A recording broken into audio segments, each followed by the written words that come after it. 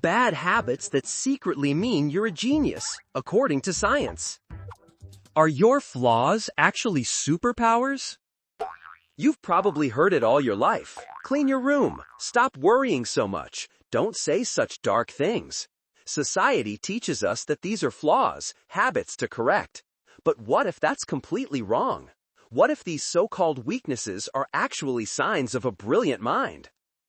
Many people spend their lives trying to fix the very traits that reveal their hidden intelligence.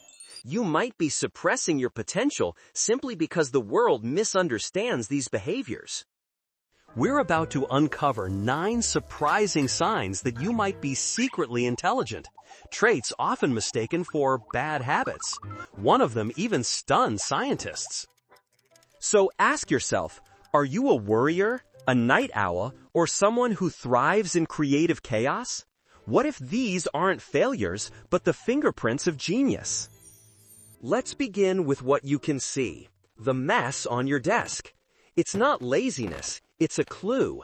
This is number 9. 9. The Einstein mess. Why a cluttered desk fuels a brilliant mind. Look at your desk right now. Is it covered in papers, old coffee cups, and random objects? Society screams lazy. But Albert Einstein's desk was famously messy. He worked in that chaos, and so did Mark Twain and Steve Jobs. There's a reason for this. A perfectly neat, organized space is certainly calming, but it's also boring for your brain. It encourages playing it safe and adhering to conformity. A messy desk, however, frees your mind from the prison of conventional thinking. Surrounded by that visual clutter, your brain is stimulated to make weird, novel connections. A stapler next to a book about dolphins suddenly sparks an entirely new idea. This isn't just theory. Scientists at the University of Minnesota conducted a study and found that participants in messy rooms came up with significantly more creative ideas for ping pong balls than those in tidy, neat rooms. When your brain is focused on big ideas, organizing simply isn't the priority. It's too busy connecting dots nobody else sees. That mess isn't laziness, it's your brain prioritizing innovation. So your mess isn't a flaw, it's a weapon. But what about the things you say? That joke that made everyone uncomfortable? It might be an even stronger sign. 8. The macabre mind. Why dark humor is a sign of brain power. You chuckle at a joke about a serious, taboo, or tragic subject, and everyone else in the room winces. They might even look at you like you're a bad person. The secret? Your brain just performed an incredible series of mental acrobatics. Understanding dark humor isn't straightforward. It requires highly complex processing. Your brain has to juggle multiple meanings at once, process the literal and often macabre situation, recognize the dark element, and then perform a sophisticated mental shift. It must reinterpret that morbid scenario in an unexpected, playful way to find the ironic twist. This isn't about being callous. In fact, participants in one study who understood and enjoyed such jokes actually scored higher on IQ tests and reported lower on aggression and better moods. You're not a bad person. You're simply processing reality at a higher level. You have the cognitive ability and emotional distance to see the puzzle, appreciate the cleverness, and find the ingenious absurdity in life's darker corners. Your ability to find humor in the dark is one thing, but what about your tendency to get stuck in the dark? That constant worrying. 7. The sentinel brain. Worriers are wiser. It's not just dark jokes. What about dark thoughts? You're stuck in your head again, that constant loop of overthinking and rumination, replaying that awkward conversation from 3 days ago. You call it anxiety.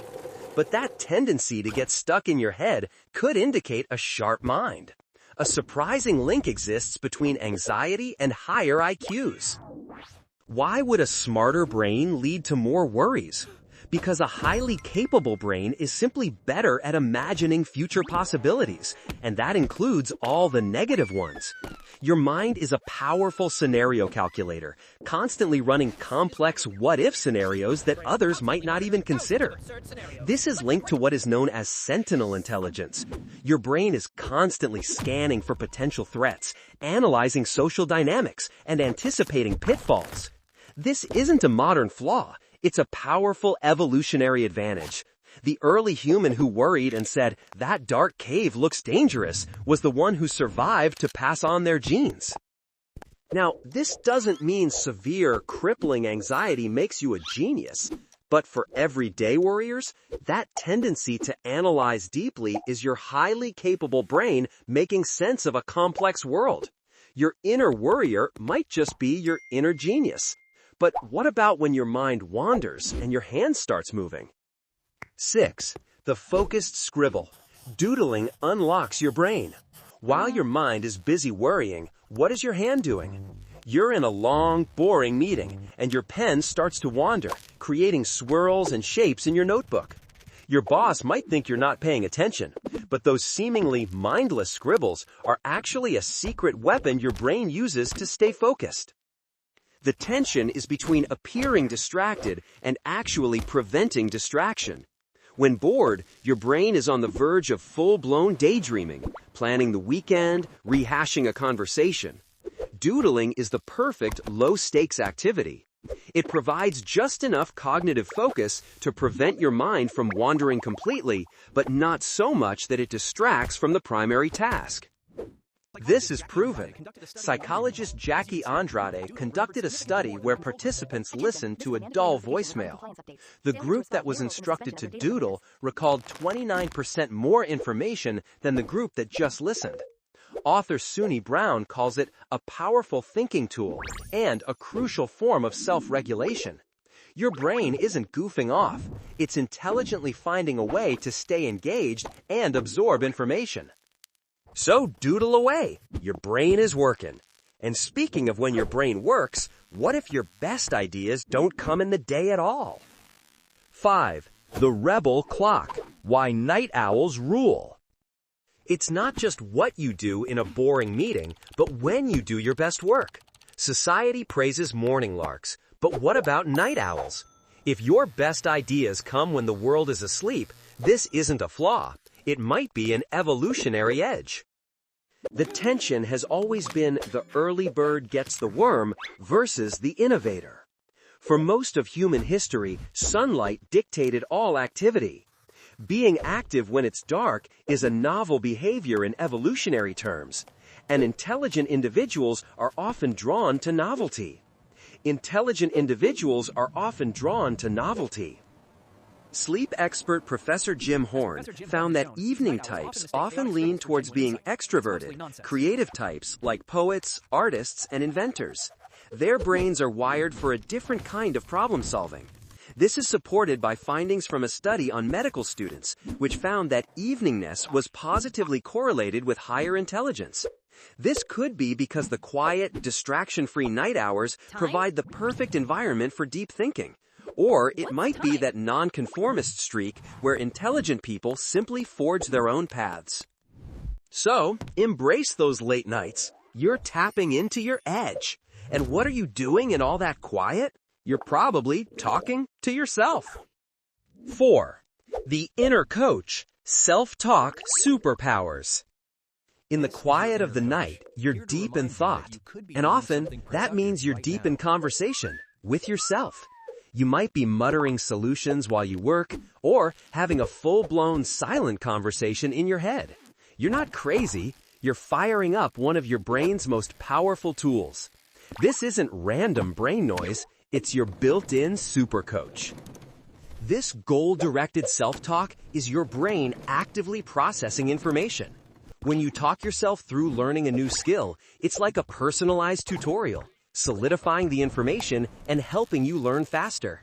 It's also a powerful emotional compass. Highly intelligent individuals use their inner voice to reframe stress or motivate themselves, saying, "Okay, this is tough, but I've dealt with difficult things. What's the first logical step?" This is a sophisticated cognitive skill. It's not just that you talk to yourself, it's how. A constantly critical voice is just unhelpful chatter.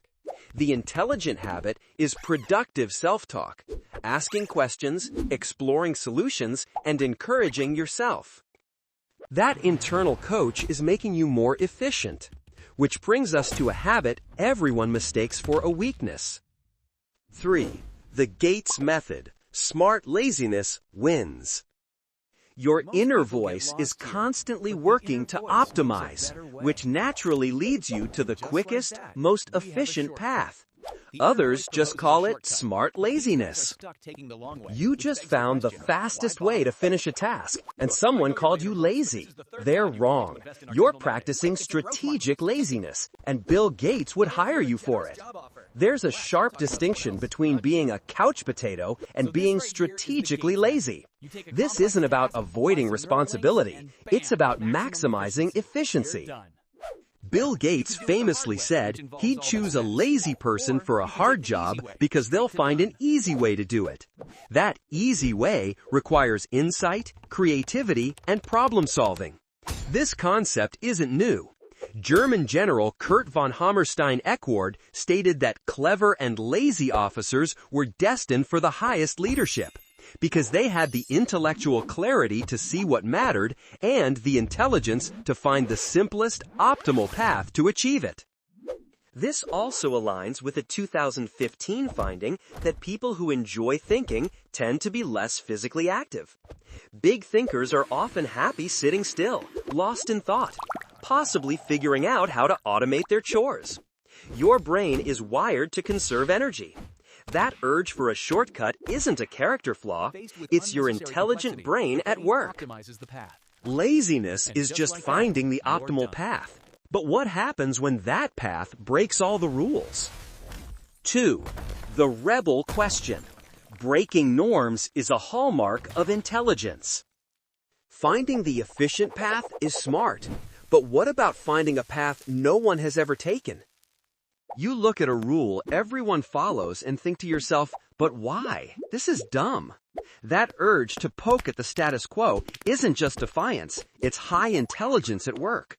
These smart rebels understand that true innovation rarely comes from blindly following. Society, however, often hates having its norms questioned. Consider Dr. Ignaz Semmelweis in the 1840s. He observed women dying from childbed fever at horrifying rates in doctor-led clinics. He realized doctors went directly from performing autopsies to delivering babies without washing their hands. His hand-washing solution caused the death rates to plummet by 90%. Yet the medical community, attached to their established norms, ridiculed him. Years later, germ theory proved him right. This isn't about breaking rules for fun, it's a deep-seated desire to improve. As organizational psychologist Adam Grant notes, many original thinkers even use procrastination to delay, giving their minds time for more creative ideas. Your brain is actively spotting inconsistencies that others ignore. That rebel brain is spotting inconsistencies. How? It's using the single most powerful sign of intelligence. The superpower. Your brain decodes clues. But how do rebels, warriors, and lazy geniuses know? They are all using the single most powerful sign of intelligence. You hear 3 notes and immediately know the song. You know what your friend is about to say just from their expression. This isn't magic. It's your brain's ultimate superpower, pattern recognition. Your brain is a biological code-breaking machine, constantly scanning a massive flood of information every second, sorting through the chaos to find the important stuff and decoding clues that others miss. It's how you can understand someone with a thick accent. Your brain fills in the gaps based on learned language patterns. It's how you know a friend is upset despite their smile, because you are decoding emotional patterns. This is the very core of learning new skills fast and solving novel problems. It is the mechanism behind all those aha moments. As Leonardo da Vinci said, to recognize a pattern is to gain insight. If you get gut feelings that turn out right or can figure out gadgets without instructions, that's just your pattern recognition working overtime. That is the massive sign of high intelligence. All these habits are just symptoms of a brain that is busy decoding, innovating, and seeing the world differently. To summarize, own your flaws, own your genius. Your brain isn't broken. It's decoding, innovating, and seeing patterns others miss. That messy desk, dark humor, midnight idea, or constant self-talk, they're not flaws. They're evidence of a mind wired for creativity and depth. The conflict you felt was never truly with yourself. It was with a world obsessed with conformity. Your so-called flaws are your genius. So stop trying to fix yourself. Start using your unique wiring. The greatest breakthroughs didn't come from the safe or the tidy. They came from the restless, the messy, the rebels who saw what others couldn't. Own your genius. That's the real takeaway. Which of these flaws did you recognize in yourself? Drop it in the comments, and don't forget to subscribe for more.